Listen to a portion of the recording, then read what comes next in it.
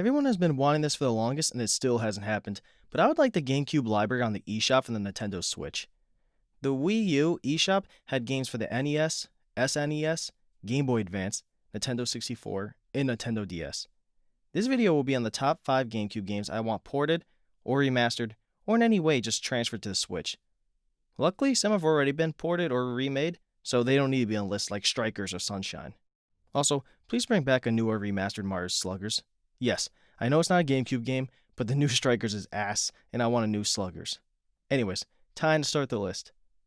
Number 5 is FZero. Welcome, Punch! Mario Kart pretty much killed the IP, and the game is one of the top-selling franchises in Nintendo, so it's hard for any competition to even sniff the sales they get. Obviously, Mario is the top-selling franchise, but even more specifically, Mario Kart is on everyone's shelf who has a Nintendo console. Mario Kart is definitely more of a Nintendo series than FZero. Mario Kart is fun for anybody to play at any age or demographic. It can be as casual or intense depending on the people playing it. It's a good time for anybody. Feels like I'd rather Double Dash instead, huh? Anyways, FZero was definitely a bit more intense. It was a lot higher speed and felt more grunge. It didn't seem to cater to people trying to play a party game. FZero's last game was on the Gamecube. At this point, it feels like it's dead forever. The only thing keeping it alive is Smash Bros. And the representation of Captain Falcon.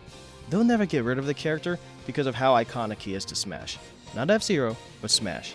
Even competitive Smash players would never get rid of his Falcon Punch, even though it's virtually useless for competitive gameplay.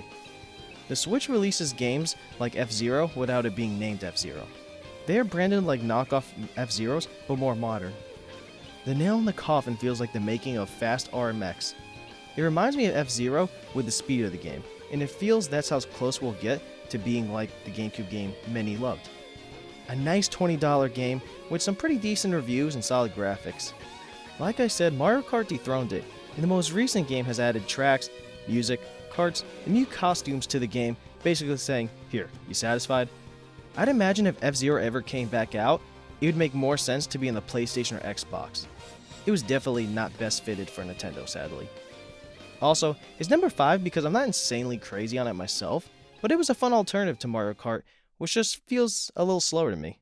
It's like Sonic to Mario. Sometimes you just need to go as fast as possible. But hey, when you become more niche, you struggle against the tycoons in your market.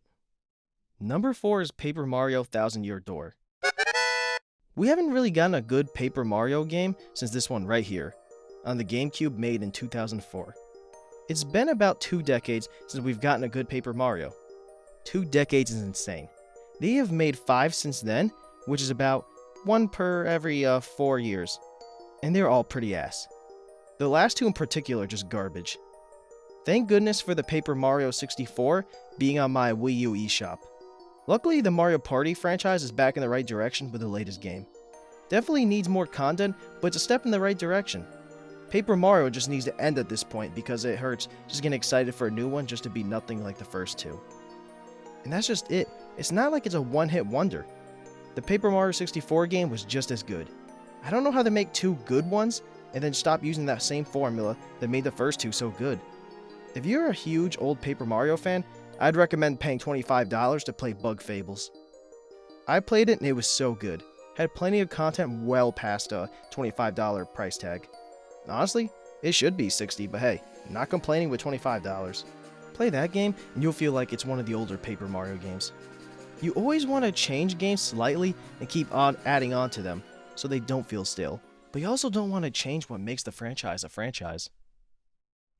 Number 3 is Custom Robo Battle Revolution.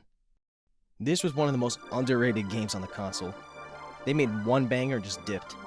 Yes, I know, they made 4 others, with the most recent being on Nintendo DS. Not re-saying more, you know. But I want a remake of this. It was such a good game that it ended up being an assist trophy in Super Smash Bros. Brawl. Also, it was a pretty good solid assist trophy at that. One of the better trophies to end up with in combat. Anyways, this was a unique game, and I haven't played one quite like it. It takes those little robots and puts them into a cyber world and makes them fight to the death. Or I guess, just whoever runs out of health first. With a remake, there's so much they can do. The online part of the game would be insane. And they could get actual voice acting, and they just really liven up the game a little more. and just keep adding upon what made it so great. The story was long and solid, and the gameplay felt fluid, and it had so much replay value to it. Once they took it off an assist trophy in Smash, that killed its chances of anything happening. I feel like it was so unique that it would just be a great one just to remake. And how the Switch is trying to push more online and justify the $60 membership, Custom Robo would be such a good one to have online gameplay for. I'd love to get 100%ed by some dude that's played the game 30 hours in its first day of being out. It was such a good IP for Nintendo because it has weapons, but it isn't like Call of Duty, guns. And it's not like Mortal Kombat type of violence. It is a little more on the cartoon side like Splatoon. It's friendly for kids and has the skill and grunge people might look for in a fighting gun game. It reminds me of the comparison of FZero to Mario Kart, which is probably why it's dead now. Also, I'd like to hear what a voice actor for the character Harry would sound like. Man is always yelling. And no, please don't cast this voice actor as Chris Pratt. If they had the budget, they should go after Kevin Hart. Sadly too, it sold way better in Japan than America and Europe. If America and Europe sold even 1% of the sales like Japan, we'd have a few more in the series. Number 2 is Sonic Adventure 1 and 2. I thought that capsule you were in exploded in space. You know, what can I say? I die hard. I had to clue the both of them because they were just that damn good. The whole reason I made Sonic and Brawl was because of Adventure 1 and 2. Adventure 2 is better, but I love both so much. Why argue about a 9.9 out of 10 and a 10 out of 10?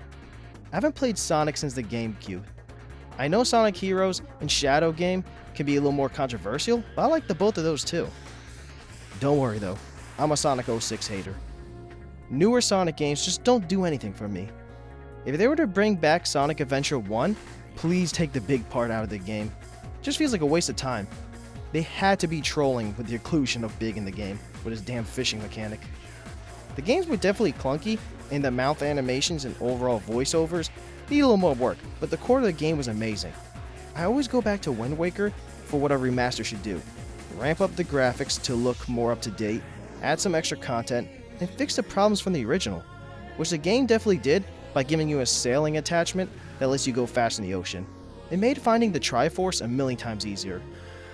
The weird thing about Sonic Adventure 1 and 2 I loved so much was that it felt slower. I know, the whole point of Sonic is speedruns and going fast. You're too slow. Yeah, well that's why Mario is better than Sonic, because you can appreciate the backgrounds and not feel like you're on cruise control. Sonic Adventure 1 and 2's speed and overall gameplay was just more enjoyable to me.